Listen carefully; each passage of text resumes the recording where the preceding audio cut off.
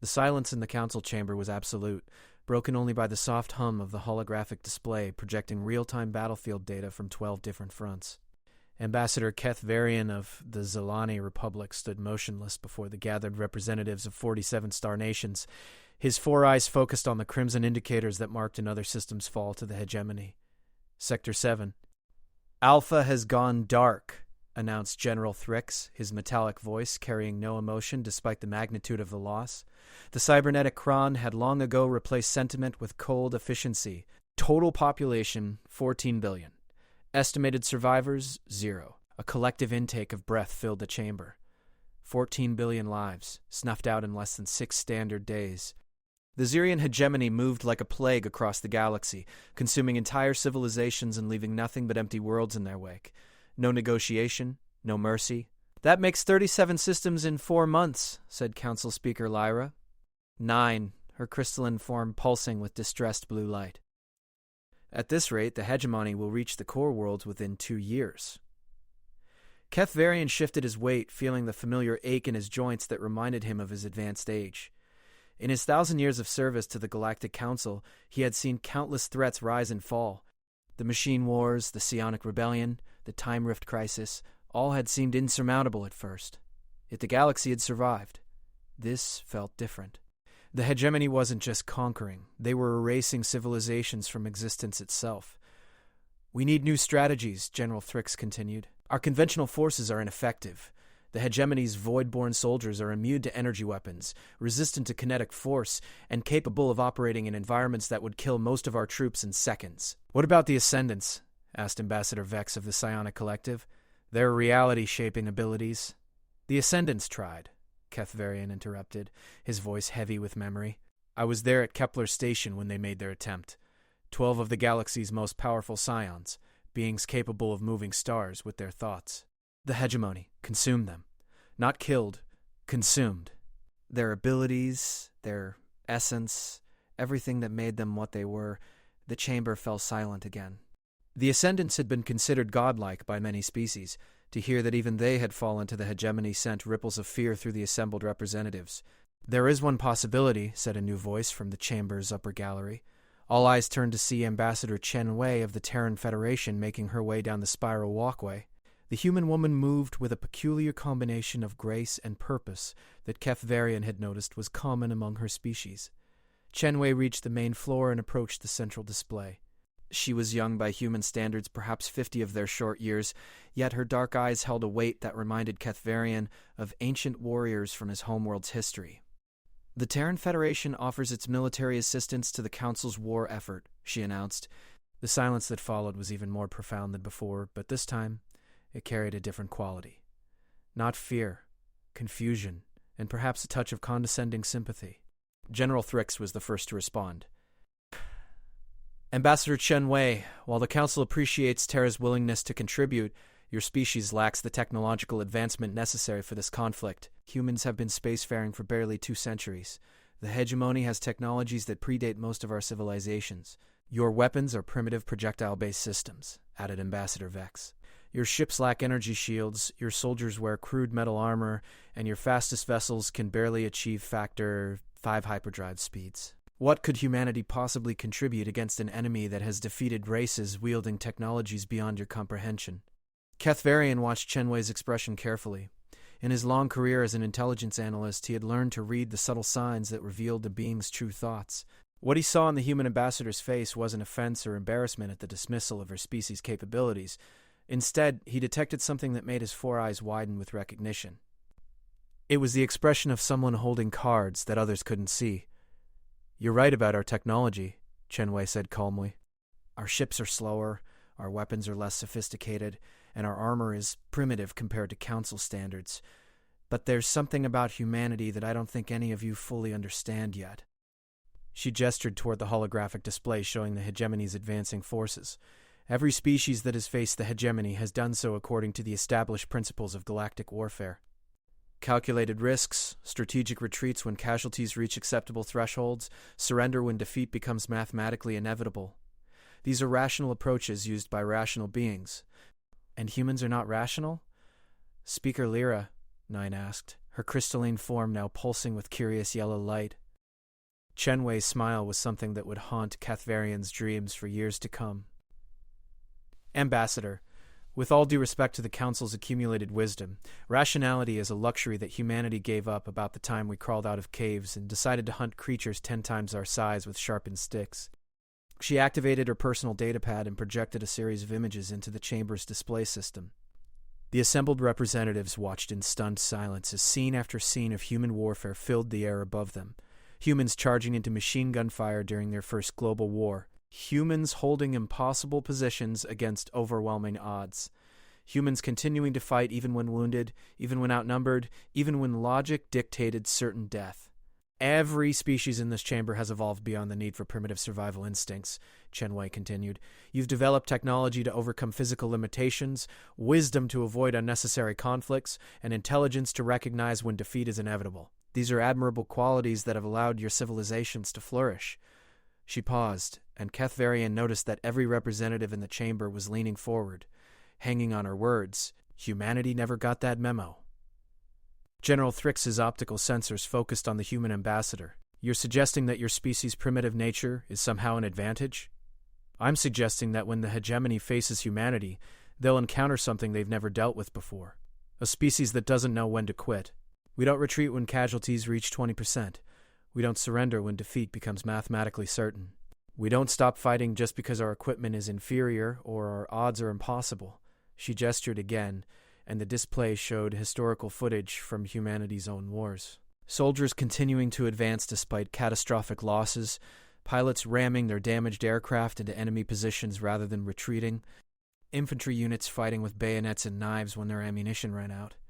The hegemony has conquered advanced civilizations by demonstrating superior technology and overwhelming force.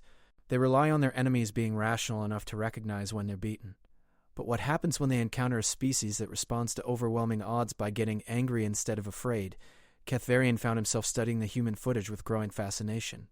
As an intelligence analyst, he was trained to identify patterns in species behavior to predict how different races would respond to various stimuli. What he was seeing in the human data defied every psychological model he knew. Ambassador Vex's telepathic tendrils were trembling slightly, a sign of distress among his people. The casualties would be catastrophic. Your species would suffer losses that would make extinction a possibility. Maybe, Chen Wei acknowledged, but extinction was already a possibility before this conversation started. The hegemony isn't offering terms or seeking slaves. They're erasing entire species from existence. Given that choice, humanity would rather go down fighting than go down quietly. But surely there are limits, Speaker Lyra, Nine interjected. No species can sustain unlimited casualties without... During our second global war, Chen Wei interrupted, the human city of Stalingrad was under siege for 872 days. The defending army was outnumbered, outgunned, and cut off from supply lines. Soldiers fought room to room through the ruins of their own city, using improvised weapons, eating rats to survive, and sleeping in bombed-out buildings while artillery fell around them constantly. The chamber was absolutely silent now. When it was over, the attacking army, which had conquered most of a continent up to that point, was completely destroyed. Not defeated, not forced to retreat, but entirely annihilated by a defending force that should have surrendered after the first month. General Thrix processed this information with typical cybernetic efficiency. The tactical implications are interesting, but individual battles don't determine the outcome of a galactic war. No, they don't, Chen Wei agreed. But they do reveal something about the species fighting them. The question isn't whether humanity can match the hegemony's technology or numbers. The question is whether the hegemony is prepared to face an enemy that becomes more dangerous as the situation becomes more hopeless. Cathvarian activated his own datapad and began pulling up intelligence reports on human military history.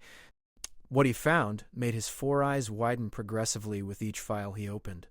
The charge of the Light Brigade, a suicidal cavalry attack carried out despite orders that everyone knew were wrong. The Battle of Thermopylae. 300 warriors holding off an army of hundreds of thousands. The Warsaw Ghetto Uprising, civilians with improvised weapons fighting against one of the most efficient military machines in human history. And those were just the famous examples. The files contained thousands of similar incidents, spanning humanity's entire history of warfare. It wasn't aberrant behavior, it was the norm. There's something else, Chen Wei added. noting the intelligence analyst's intense study of her species' data. The hegemony's psychological warfare tactics rely on breaking enemy morale through demonstrations of superior power. But human psychology has a peculiar quirk. The more desperate our situation becomes, the more irrationally determined we become. She pulled up another image.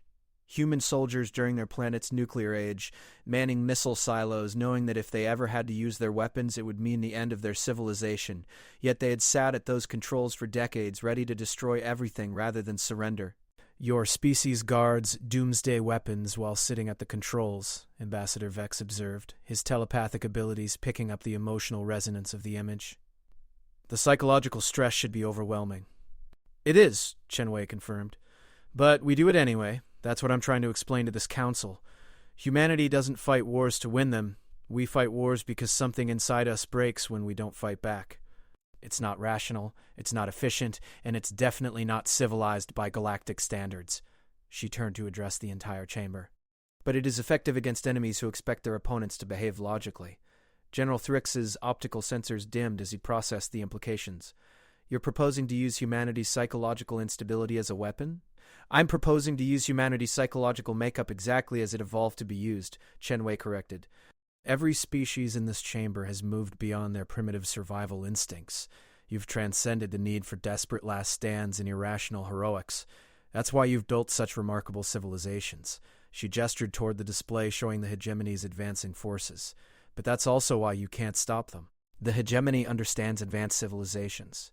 They know how to break rational minds, how to defeat sophisticated military strategies, how to crush opposition that follows predictable patterns. Cathvarian found himself nodding slowly as understanding dawned. You believe that humanity's primitive psychology represents an unknown variable that could disrupt their strategic calculations. I believe that when the hegemony encounters humanity, they're going to learn the difference between a species that fights to preserve their civilization and a species that fights because they can't imagine doing anything else. The chamber remained silent for long moments as the assembled representatives contemplated this unprecedented proposal. Finally, Speaker Lyra, the Council will consider the Terran Federation's offer. However, given the primitive nature of human technology, any military cooperation would need to be carefully coordinated with more advanced forces. Chenwei's smile returned, and once again Cathvarian felt a chill at its implications. Respectfully, Speaker, I think you're still not understanding the situation. We're not asking to coordinate with your forces. Then what exactly are you proposing? The human ambassador's next words would echo through council chambers for generations to come. We're asking you to get out of our way. 6 weeks after the council session, Cathvarian found himself aboard the observation ship Eternal Witness, holding position at the edge of the Xerian Prime system. The planet below had become the focal point of what military historians would later call the first true test of human warfare doctrine against an extinction-level threat. The tactical situation was, by any reasonable military standard, hopeless. Xerion Prime was a fortress world, transformed by the hegemony into a staging ground for their next wave of expansion toward the core systems.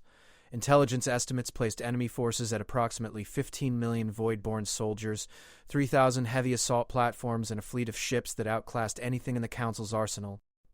Opposing this overwhelming force was the human 10th Expeditionary Fleet, 47 ships, 200,000 Marines, and equipment that most Council observers had politely described as quaint.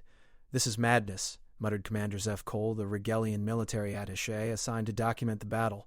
His tentacles writhed with agitation as he studied the tactical displays. The humans are outnumbered 75-1. Their ships are outgunned by factors I cannot even calculate. Why hasn't their fleet commander requested immediate withdrawal?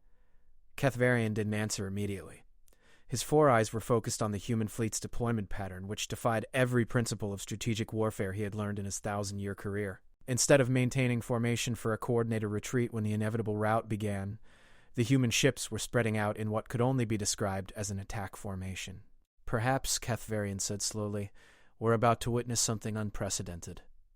The communication channels crackled to life as Admiral Sarah Martinez, commander of the human fleet, began her briefing to the assault force. Her voice was calm, professional, and utterly matter-of-fact as she outlined what was essentially a suicide mission. "Marines of the 10th Expeditionary, this is your admiral speaking. I won't insult your intelligence by pretending this will be anything other than the most difficult fight humanity has ever faced. The enemy outnumbers us, outguns us, and has technology we can barely comprehend. Kethvarian watched the human ships continue their approach toward the planet. No hesitation, no request for clarification of orders, no suggestion that perhaps the tactical situation warranted reconsideration. But there's something the enemy doesn't know about us, Admiral Martinez continued. They've spent the last year conquering civilized species, races that fight according to rules, that retreat when casualties become unacceptable, that surrender when defeat becomes inevitable. They've never faced humans. On the tactical display, the first hegemony patrol ships were moving to intercept the human fleet. The void-born vessels were massive, dark constructs that seemed to bend light around them, making them difficult to track visually even at close range. Today we're going to teach them what it means to pick a fight with a species that evolved from predators. We're going to show them what happens when you threaten a race that climbed to the top of their food chain by being too stubborn to know when they were beaten. The first exchange of fire lit up the space between the fleets like a miniature star being born. The hegemony ships unleashed weapons that tore holes in space-time itself, reality-bending attacks that should have vaporized the primitive human vessels instantly. Instead, the human ships flew directly through the attacks. "Impossible," Commander Zevko whispered. "Those were null space cannons. Nothing can survive direct exposure to weaponized entropy." But the human ships not only survived, they accelerated. Their crude armor plating was being systematically destroyed. Their ships were venting atmosphere and debris, yet they continued their advance with mechanical precision. Kethvarian pulled up the technical specifications for human naval architecture and felt his understanding of the situation shift dramatically. The human ships weren't advanced enough to have energy shields or exotic matter hulls. They were protected by simple metal armor and redundant systems. When a hegemony weapon tore through their outer hull, they simply sealed the compartment and continued operating.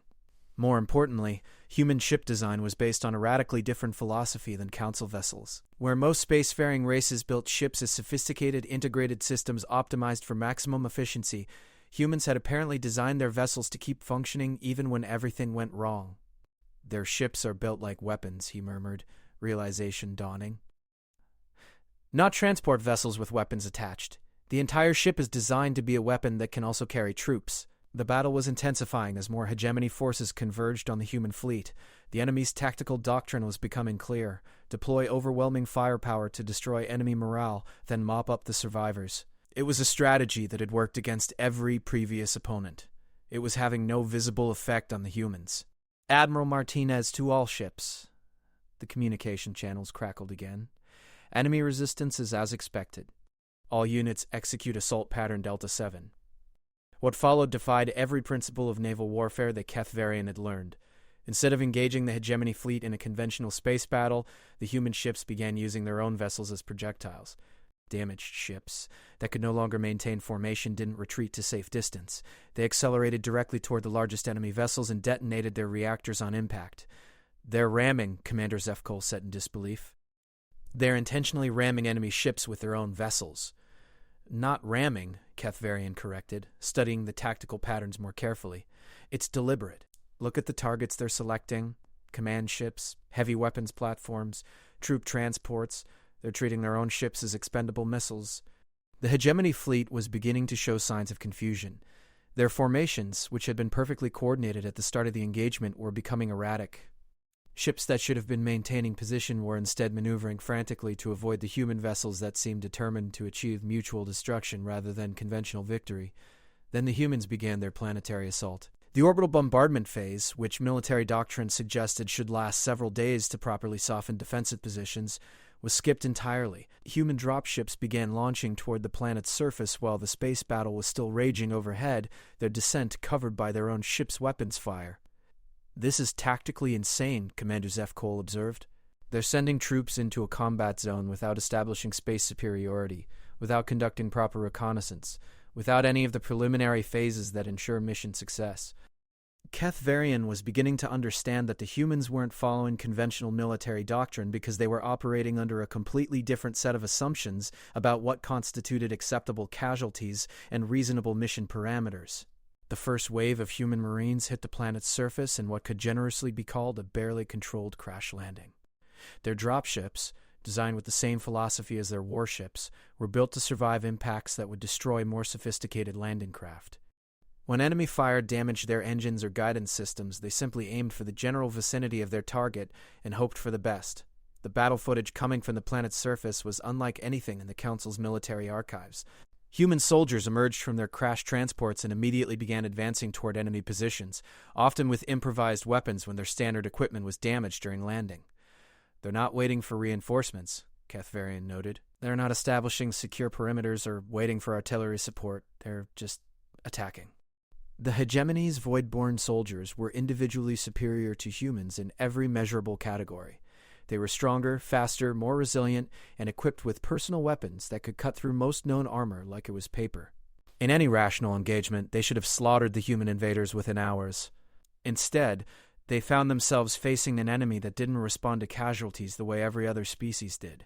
When human units took 50% losses, they regrouped and continued advancing. When their ammunition ran out, they switched to improvised weapons. When their officers were killed, enlisted soldiers took command and maintained the attack. Most disturbing from the Hegemony's perspective was the humans' approach to wounded soldiers. Every other species the Voidborn had encountered treated casualties as something to be minimized and evacuated when possible. Humans, on the other hand, often fought more ferociously when wounded, as if injury triggered some primitive combat instinct that overrode normal survival responses. "Look at this," Commander Zevkol said, highlighting a section of the battlefield footage. "That human soldier has lost his left arm and most of his torso armor. He should be in shock, seeking medical attention. Instead, he's using his severed arm as a club," Kethvarian finished, "and appears to be winning the engagement." The intelligence data flooding in from the planet's surface painted a picture of warfare that violated every psychological profile the Council had developed for rational military behavior. Human soldiers were documented continuing to fight with injuries that should have been immediately fatal. When cut off from their units, they didn't surrender or seek extraction. They went underground and began conducting guerrilla warfare operations.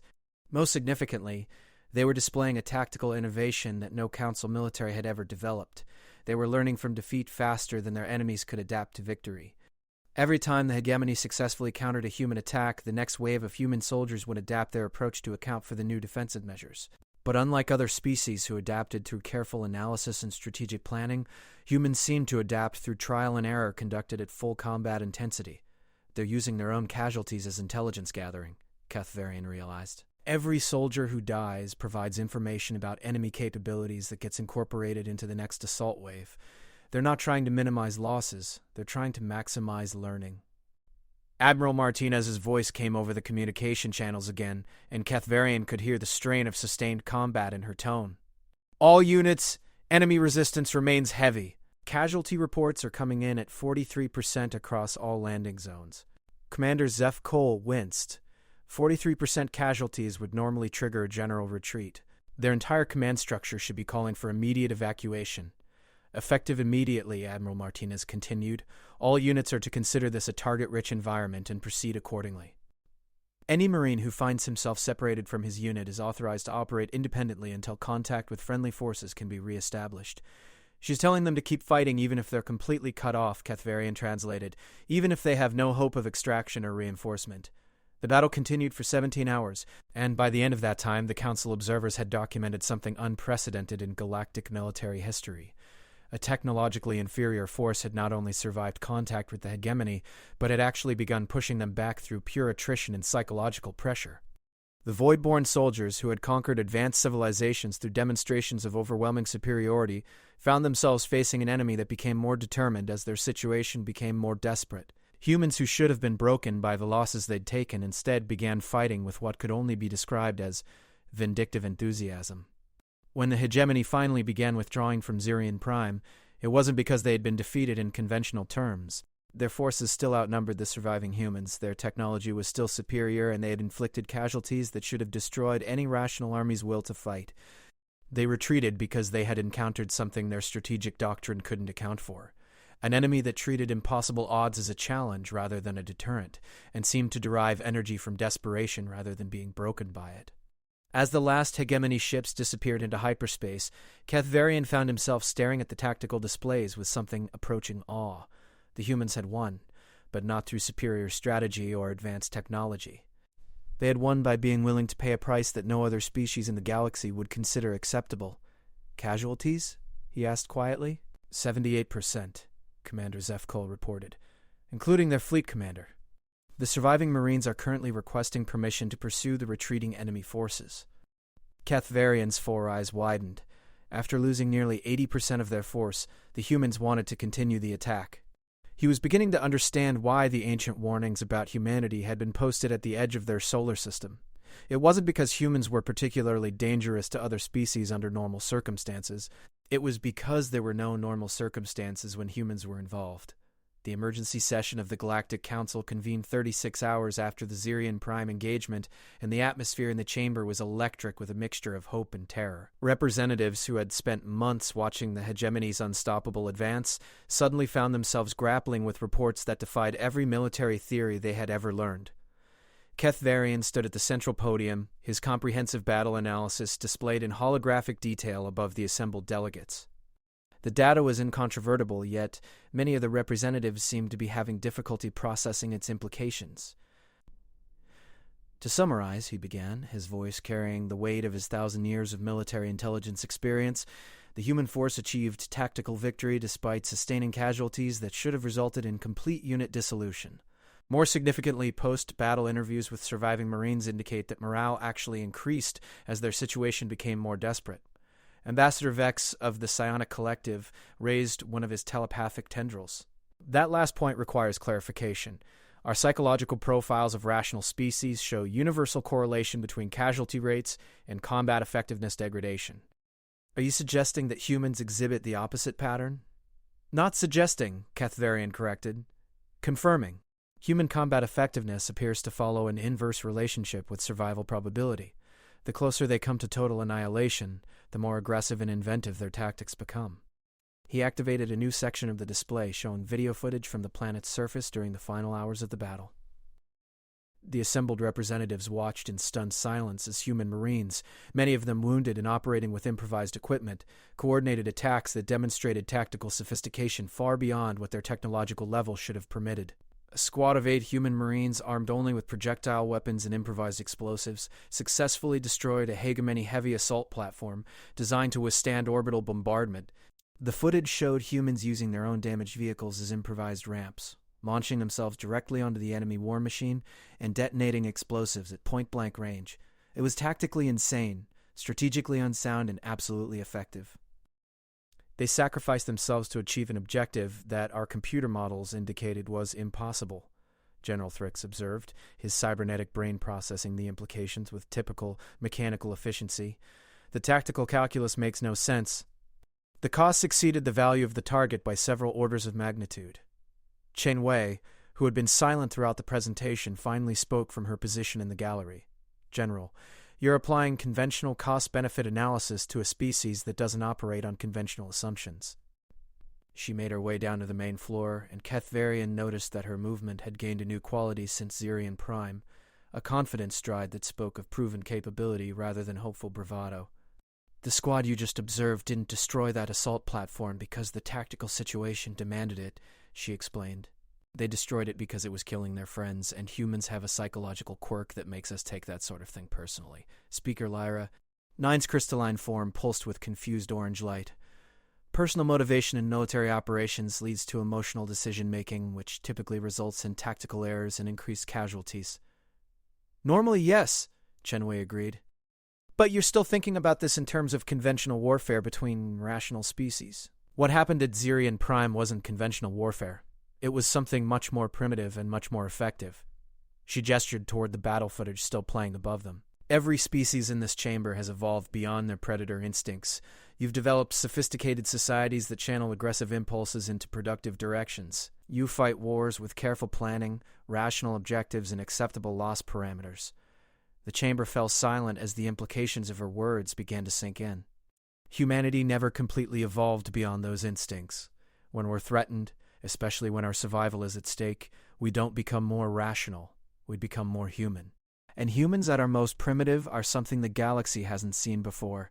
Keth Varian found himself studying the psychological profiles he had compiled on human behavior patterns.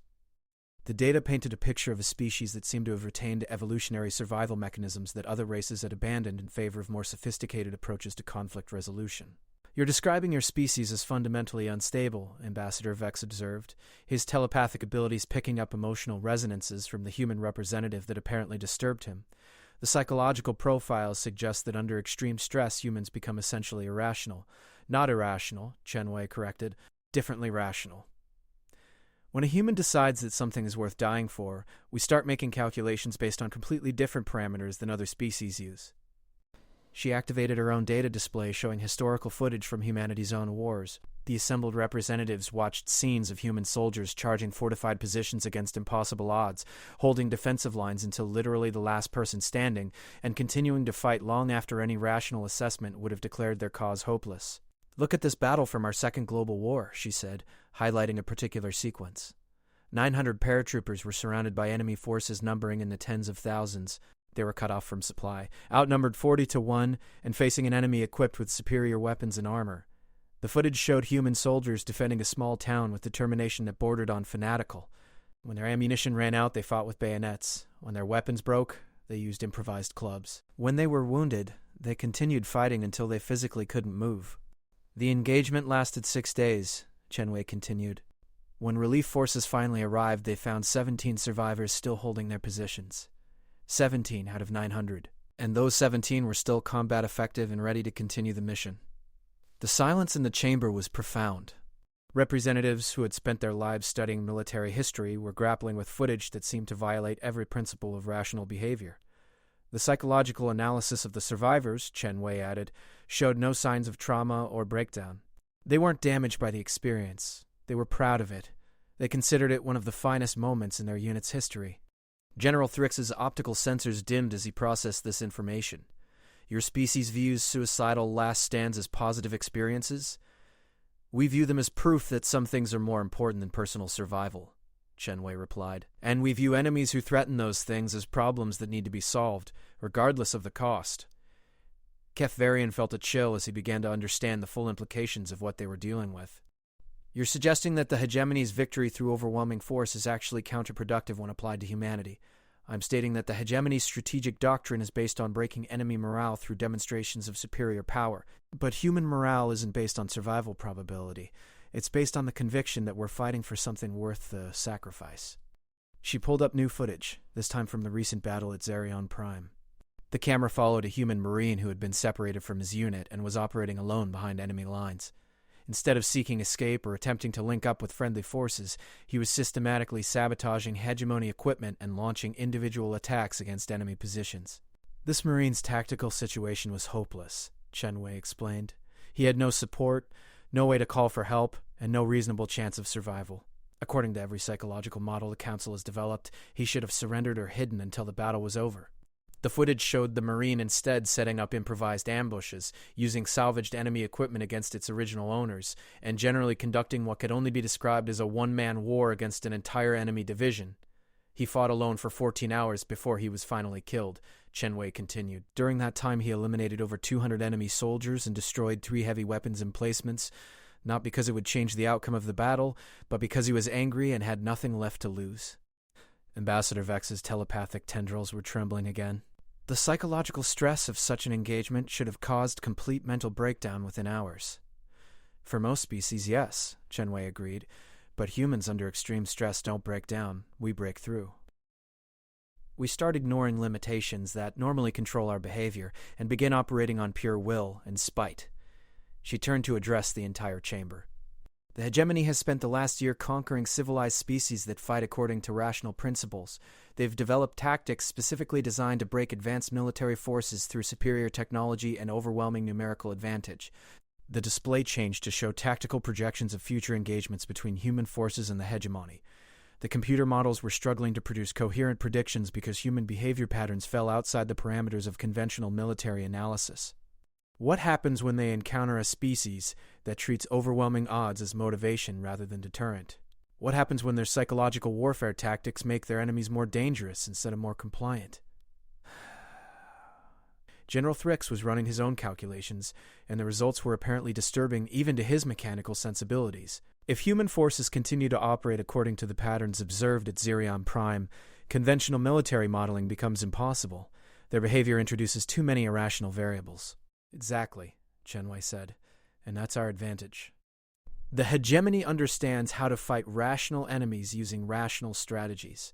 They don't understand how to fight enemies who respond to hopeless situations by getting more creative and more vicious. Speaker Lyra 9's crystalline form was now pulsing with rapid color changes, indicating deep confusion. But the casualties, humanity cannot sustain such losses indefinitely. Even your species must have limitations. Shenwei's smile was something that would haunt the dreams of every representative present. Speaker, you're still thinking about this in terms of species preservation. You're assuming that humanity's primary objective is to minimize losses and ensure our long-term survival. Is it not? Kethvarian asked, though he suspected he already knew the answer. Our primary objective, Shenwei said quietly, is to make sure that anything that threatens humanity regrets the decision. Species preservation is secondary to making our enemies understand that picking a fight with humans is the last mistake they'll ever make. The implications of this statement settled over the chamber like a weight. Representatives who had spent their careers dealing with species that valued survival above all else were now facing the reality of a race that valued something else entirely. You're describing a species-wide suicide pact, Ambassador Vex said, his telepathic abilities apparently picking up emotional resonances that disturbed him greatly. No, Shenwei corrected.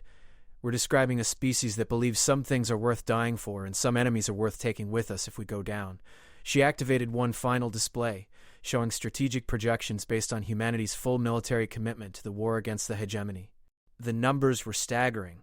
Casualty rates that would extinction-level events for most species, resource commitments that would cripple entire star systems, and operational tempos that defied sustainable logistics. The Terran Federation is prepared to commit our entire civilization to stopping the hegemony, she announced. Not because we think we can win without losses, but because we've decided that losing to them isn't an acceptable option. The chamber fell into the deepest silence yet as the full implications became clear. Humanity wasn't offering to help fight the hegemony. They were offering to demonstrate what happened when a predator species decided that something needed to be eliminated. The question, Shenwei concluded, is whether the Galactic Council is prepared to support that level of commitment, or whether you'd prefer to continue fighting a rational war against an enemy that has already proven rational warfare doesn't work. Kethvarian looked around the chamber at representatives who had spent centuries building a civilization based on careful diplomacy, measured responses, and sustainable solutions to complex problems. Now they were being asked to support what amounted to a species-level vendetta against an enemy that threatened everything they had built. The decision would define not just the war against the hegemony, but the future relationship between humanity and the rest of galactic civilization. Some allies, Kethvarian realized, were more dangerous than enemies, and sometimes that was exactly what the situation required. 3 months after the Council's decision to support humanity's unrestricted warfare doctrine, Kethvarian found himself in a place he had never expected to be, aboard a human dreadnought, watching preparations for what the humans were calling Operation Broken Chain, a direct assault on the hegemony's primary command nexus in the Andromeda Reach. The ship around him was a testament to human military philosophy made manifest in metal and ceramic. The UES Retribution was not the largest vessel in the combined fleet, nor was it the most technologically advanced. What it represented was something far more disturbing, a weapon system designed by a species that had given up all pretense of fighting civilized warfare. The modifications are complete, reported Chief Engineer Sarah Chen. No relation to Ambassador Shenwei, though Kethvarian had learned that humans seemed to share certain linguistic patterns that made their names confusingly similar. All safety protocols have been disabled, reactor containment has been set to minimum acceptable parameters, and the emergency systems have been reconfigured for offensive rather than protective operations. Admiral Marcus Cole, the human fleet commander, nodded with satisfaction that seemed inappropriate given what they were discussing. In the 3 months since Zarian Prime, the humans had apparently concluded that their victory there had been achieved through insufficient aggression rather than excessive risk-taking. Weapon status? Cole asked. All missile tubes loaded with custom ordnance, replied the tactical officer. We're carrying 40% conventional warheads, 30% nuclear devices, and 30% special packages. Kethvarian had seen the specifications for the special packages and still felt uncomfortable with their existence. The humans had apparently decided that if they were going to fight an enemy that violated the normal laws of physics, they needed weapons that did the same. The results were devices that even the Council's most advanced physicists couldn't fully explain. Intelligence update, Admiral Cole continued, turning to the ship's senior analyst. A position that Kethvarian had been surprised to learn was filled by a human rather than a Council representative. Lieutenant Commander Jessica Park activated the central display, showing real-time surveillance data from the target system. What they revealed made Keth Varian's four eyes widen despite his familiarity with hegemony capabilities. Enemy forces include approximately 50 million void-born soldiers, 12,000 heavy assault platforms, and a fleet of over 800 ships. Park reported with the same matter-of-fact tone she might use to discuss the weather. And the central command structure appears to be protected by reality distortion fields that make direct approach impossible. Impossible for conventional forces, Admiral Cole corrected. What's the status of our allies? The Ascendant Remnant has provided us with 12 Reality Shaper volunteers, Park continued. The Quran have contributed their heaviest cybernetic assault units, and the Zilani have provided long-range support vessels. Total Allied forces number approximately 2 million personnel across all species. Keth Varian felt obligated to point out the obvious. The tactical situation is even more unfavorable than Zirian Prime. Admiral Cole's smile was something that Keth Varian was beginning to recognize as a distinctly human expression, one that appeared when humans were contemplating something that other species would find terrifying. Keth Varian, I appreciate your concern, but you're still thinking about this in terms of conventional warfare. We're not trying to achieve numerical superiority or technological advantage.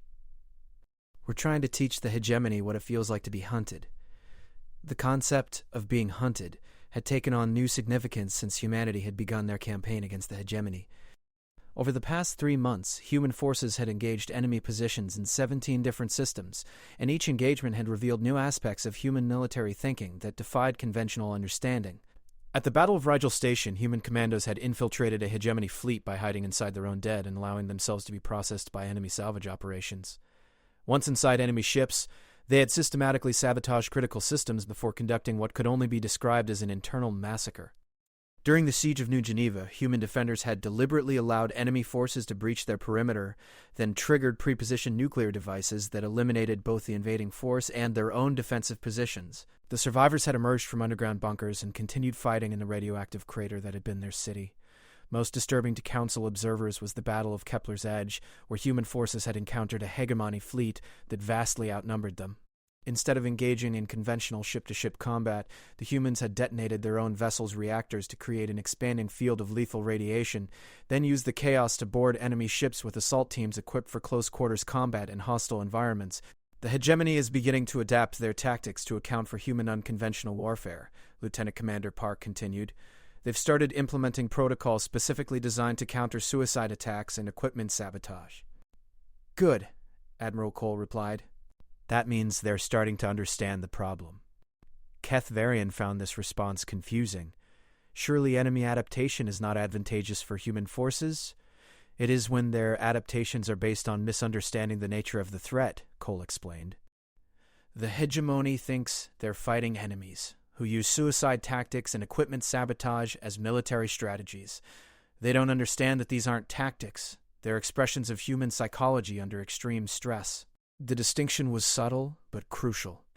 Council military doctrine was based on the assumption that all species fought according to rational cost-benefit analysis, modified by cultural factors that influenced acceptable risk levels.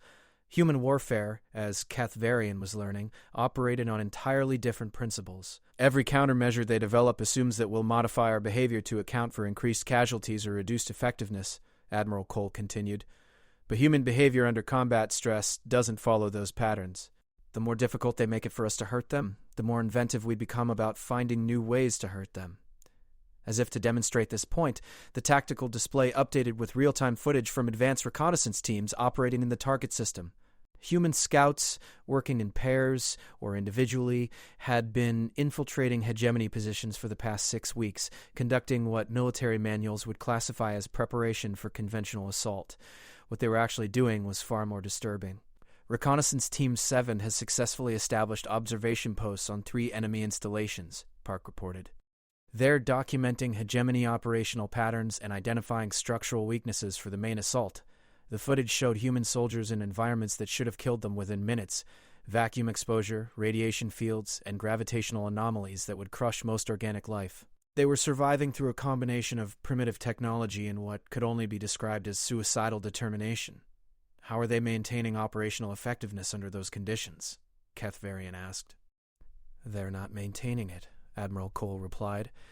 They're accepting progressive degradation of their physical capabilities in exchange for mission accomplishment. When they can no longer operate effectively, they'll provide final intelligence updates and then conduct terminal attacks on high-value targets. The casual way humans discussed their own impending deaths continued to disturb Kethvarian. It wasn't that they were suicidal. They clearly preferred to survive when possible. It was that they approached death as simply another tactical option available for mission accomplishment. The psychological impact on enemy forces has been significant, Park added. Hegemony units that have encountered human forces report increased stress indicators and degraded operational efficiency. They're beginning to exhibit behavior patterns consistent with species that have been subjected to sustained predation pressure. This was perhaps the most significant development in the war so far. The hegemony's void-born soldiers had been created specifically to be psychologically invulnerable, incapable of fear or doubt. Yet repeated exposure to human combat doctrine was apparently having effects that their creators hadn't anticipated. Explain, Kethvarian requested. The hegemony designed their soldiers to be immune to conventional psychological warfare, Admiral Cole explained. They don't respond to threats, intimidation, or demonstrations of superior firepower because they literally don't understand fear in the way most species experience it. He activated a new section of the display showing behavioral analysis of hegemony forces after extended contact with human units. But they weren't designed to deal with enemies who treat combat as a form of extended suicide attack, when every engagement involves humans who fight until they're physically incapable of continuing, when every victory costs significantly more than it gains, when every tactical success is followed by escalating retaliation that ignores casualties. It creates psychological stress patterns that their design didn't account for. The analysis showed hegemony units beginning to exhibit what human psychologists would recognize as paranoid behavior. They were over-preparing for engagements, expending excessive resources on defensive measures, and showing reluctance to engage human forces even when they held overwhelming tactical advantage. You're making them afraid, Kethvarian realized. We're making them understand that fighting humans is different from fighting other species, Admiral Cole corrected. When they encounter other races, victory means the enemy retreats, surrenders, or is eliminated.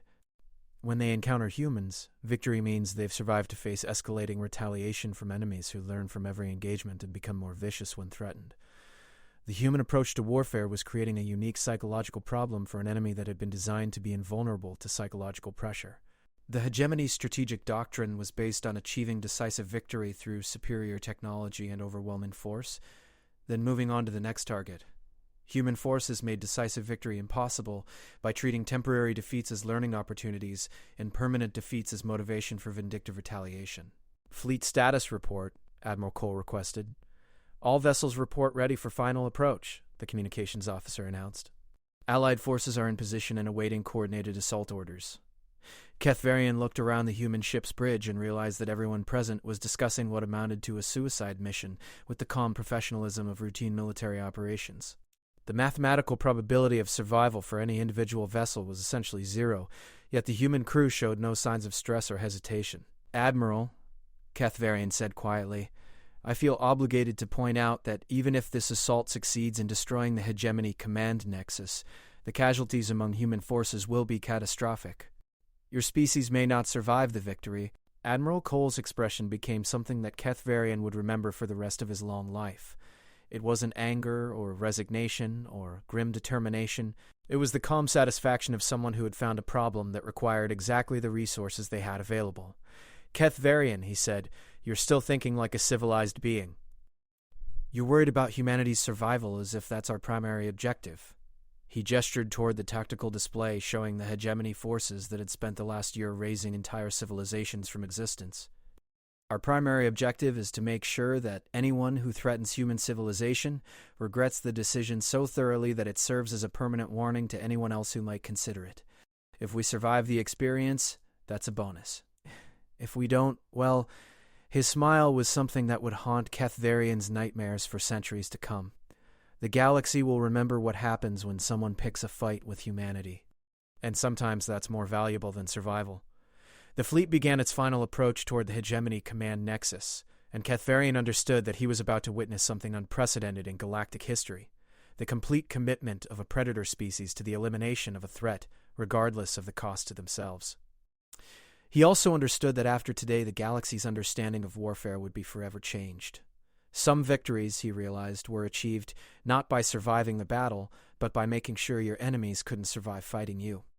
The humans were about to teach that lesson to an enemy that thought it was invincible. and they were going to make sure the lesson was one that would be remembered long after everyone involved was dead. The assault on the Hegemony Command Nexus began at 0347 Galactic Standard Time, with what military historians would later classify as the most brutal demonstration of coordinated violence in recorded galactic history. Keth Varian, observing from the bridge of the UES Retribution, watched as human tactical doctrine revealed its final, terrifying evolution. The opening phase defied every principle of conventional fleet engagement. Instead of the careful positioning and gradual escalation that characterized civilized warfare, the human fleet simply accelerated to maximum velocity and aimed directly at the heart of enemy formations. "All ships, this is Admiral Cole," came the voice over the communication channels. "Execute Protocol Omega. All units authorized for unrestricted engagement. Make them remember this day." What followed was not a battle in any sense that the Galactic Council would recognize. It was an extinction event delivered by a species that had decided the enemy's continued existence was incompatible with their own psychological well-being. The human vessels opened fire while still at extreme range, their primitive projectile weapons supplemented by devices that violated several fundamental laws of physics. The results were immediate and catastrophic for both sides. Human ships were being destroyed by enemy return fire, but their weapons were achieving effects that should have been impossible given their technological limitations. "How are they penetrating hegemony shielding?" Keth Varian asked, watching as human ordnance somehow bypassed defensive systems that had proven invulnerable to Council technology. "They're not penetrating the shields," Lieutenant Commander Park replied, monitoring the tactical situation with professional calm despite the chaos erupting around them. "They're ignoring them entirely. Half our weapons are designed to work through exotic physics that the hegemony's defenses don't recognize as threats." The display showed human missiles that passed through energy barriers as if they didn't exist, kinetic projectiles that seemed to punch holes in space-time itself, and energy weapons that operated on principles that violated causality. The humans had apparently solved the problem of superior enemy technology by developing weapons that functioned outside the normal universe entirely. "The other half of our weapons," Park continued, "are conventional devices being used in ways that no sane species would attempt." As if to illustrate her point, the tactical display highlighted a human destroyer that had lost its primary weapon systems to enemy fire. Instead of withdrawing or attempting to maneuver to safety, the ship accelerated toward the nearest hegemony capital ship and detonated its reactor core in a controlled explosion that created a temporary black hole. The resulting gravitational anomaly consumed not only the target vessel but several nearby enemy ships, before collapsing in a burst of radiation that temporarily blinded sensors across half the battlefield. "They turned their own ship into a weapon of mass destruction," Keth Varian observed. "The crew volunteered for the mission," Admiral Cole interrupted. "Commander Harrison and his people knew exactly what they were signing up for. They considered it an honor." The human approach to casualties continued to defy every psychological model Keth Varian understood. Ship after ship was being lost to enemy fire, yet the surviving vessels showed no signs of hesitation or declining morale. If anything, each loss seemed to make the remaining humans more aggressive and more inventive in their tactics. "Admiral, we're receiving multiple distress signals from Allied vessels," the communications officer reported. "The Ascendant ships are taking heavy casualties and requesting permission to withdraw." "Granted," Admiral Cole replied immediately. "All Allied forces are authorized to pull back to safe distance. This phase of the operation is human only." Keth Varian felt a chill at the casual way this was announced. "You're continuing the assault without Allied support?" "We're continuing the assault without risking our allies unnecessarily," Cole corrected. "What happens next isn't something we want other species to feel obligated to participate in." The meaning of this statement became clear as the human fleet began the second phase of their attack. With their Allied forces safely withdrawn, the humans ceased all pretense of conventional military operations and began implementing what could only be described as weaponized suicide on an industrial scale. Human ships that had suffered critical damage didn't attempt repairs or strategic withdrawal. Instead, they identified the most valuable enemy targets they could reach and converted themselves into guided missiles with nuclear warheads. Crews that found themselves cut off from the main fleet didn't signal for rescue. They boarded enemy vessels and began conducting internal warfare that turned captured ships into expanding battlefields. Most disturbing was the systematic way the humans coordinated their own destruction to achieve maximum enemy casualties. Ships would deliberately expose themselves to enemy fire to draw attention away from vessels conducting critical attacks. Entire squadrons would sacrifice themselves to create tactical opportunities that single vessels could exploit for devastating effect. They're treating their own fleet as expendable ammunition, Keth Varian realized. Every ship, every crew member, they're all considered acceptable losses if it increases the damage to enemy forces. Not expendable, Admiral Cole corrected quietly. Invested. Every life we spend here is an investment in making sure the hegemony understands what it costs to threaten humanity. The tactical situation was evolving in ways that violated every principle of strategic warfare. The hegemony, despite maintaining overwhelming numerical superiority and technological advantage, was beginning to show signs of tactical disintegration. Their formations, which had been models of coordinated efficiency at the start of the engagement, were becoming increasingly erratic as individual ships began prioritizing survival over mission objectives.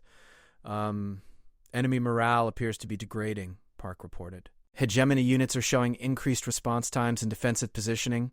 They're beginning to prioritize avoiding engagement over completing tactical objectives. The psychological impact of human warfare was manifesting in ways that even the humans themselves hadn't anticipated. The hegemony's void-born soldiers had been created to be fearless, but they hadn't been designed to cope with enemies who treated death as a tactical resource rather than a failure condition. Look at this.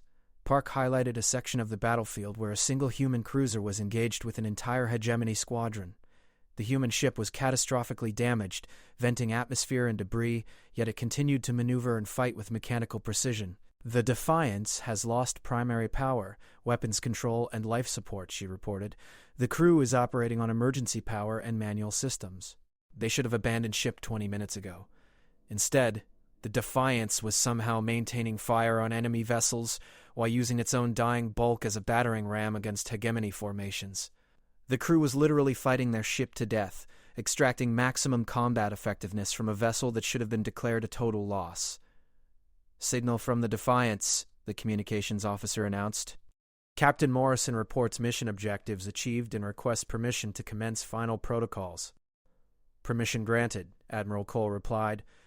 Tell Captain Morrison and his crew that humanity is proud of him. What followed was the most calculated act of destruction Keth Varian had ever witnessed. The Defiance, now barely recognizable as a spacecraft, accelerated directly toward the hegemony command ship that sat at the center of enemy formations. The dying human vessel absorbed massive fire as it approached, its hull breaking apart under the assault, yet somehow maintaining enough structural integrity to reach its target. The collision and subsequent explosion eliminated not only the hegemony command vessel but created a chain reaction that destroyed dozens of nearby ships. The psychological impact on the surviving enemy forces was immediate and devastating. Their command structure had been eliminated by what amounted to a deliberate kamikaze attack using an entire starship. The hegemony fleet is beginning general withdrawal, Park reported. Enemy vessels are disengaging across all fronts. The impossibility of this development struck Keth Varian like a physical blow. The hegemony had never retreated from an engagement. Their tactical doctrine was based on overwhelming force applied until total victory was achieved. The concept of withdrawal was supposedly alien to their psychological makeup. They're running, he said in disbelief. They're learning, Admiral Cole corrected. The hegemony was designed to fight rational enemies using rational tactics. They've just discovered what happens when they encounter a species that fights to eliminate threats rather than achieve objectives. The retreat of hegemony forces created a tactical situation that had never occurred before in galactic history. An enemy that had been considered invincible was abandoning a battlefield where they still maintained numerical superiority, fleeing from forces that had sustained casualties approaching 90%. Pursuit? Admiral Cole asked his remaining ship commanders. Sir, we have 17 vessels still capable of combat operations, Park reported. The enemy fleet includes over 200 functional ships. I didn't ask for a tactical analysis, Cole replied. I asked if we're pursuing them. The response came from every surviving human ship simultaneously. Affirmative, sir. Beginning pursuit. Keth Varian watched in amazement as the remnants of the human fleet, composed of vessels that were barely spaceworthy and crews that had been fighting continuously for 8 hours, began chasing an enemy force that outnumbered them more than 10 to 1. It was tactically insane, strategically pointless, and absolutely terrifying in its implications. The humans weren't pursuing the hegemony because they thought they could achieve additional military objectives. They were pursuing because they wanted to make sure their enemies understood that threatening humanity meant being hunted across the galaxy until everyone responsible was dead. Sir, the communications officer announced, we are receiving priority transmissions from Galactic Council forces throughout the sector. They're requesting clarification of our operational status. Admiral Cole smiled with grim satisfaction. Tell them that humanity is still operational and will remain so until the last hegemony ship is destroyed or our species is extinct. Whichever comes first. The pursuit continued for 6 more hours, with human ships tracking fleeing hegemony forces through 3 different star systems. The running battle that followed would become the stuff of legends, as human vessels that should have been abandoned as total losses continued to hunt enemy ships with mechanical determination. When it was finally over, when the last hegemony ship had been destroyed or driven from the sector, Keth Varian found himself staring at casualty reports that defied comprehension. The human fleet had suffered 94% casualties. Of the original force of 200,000 personnel, fewer than 12,000 had survived. Yet the mood among the surviving humans wasn't one of grief or trauma. It was satisfaction at a job well done. "Mission accomplished," Admiral Cole announced to the fleet. "The Andromeda Reach has been cleared of hegemony presence. All surviving vessels will return to base for refit and crew replacement." "Crew replacement?" Keth Varian asked. "We'll need new ships and new people for the next offensive," Cole explained matter-of-factly. "This was just the first phase of operations against the hegemony. We have their attention now, which means they'll be coming for Earth eventually. When they do, we want them to understand exactly what that decision is going to cost them." In the weeks that followed, as news of the Andromeda Reach engagement spread throughout the galaxy, Keth Varian found himself documenting something unprecedented in galactic history. The hegemony's expansion had stopped. Not slowed, not delayed. Stopped entirely. For the first time since their appearance, the entity that had been consuming civilizations with mechanical efficiency was showing signs of something approaching caution. Intelligence reports indicated that hegemony forces were consolidating their positions, strengthening defensive installations, and most significantly avoiding any system that might contain human presence. The psychological impact extended far beyond military considerations. Species throughout the galaxy that had been preparing for inevitable conquest by an unstoppable force suddenly found themselves watching the invincible enemy actively avoiding confrontation with a race that most had considered primitive. The Council's Xenopsychology Department has requested a complete analysis of human warfare doctrine, Keth Varian reported during his final briefing to Galactic Command. They want to understand how a species with inferior technology achieves strategic victory against an enemy that had proven invulnerable to advanced civilizations. "And what will you tell them?" asked Speaker Lyra, 9, her crystalline form pulsing with the complex colors that indicated deep contemplation. Keth Varian considered his words carefully.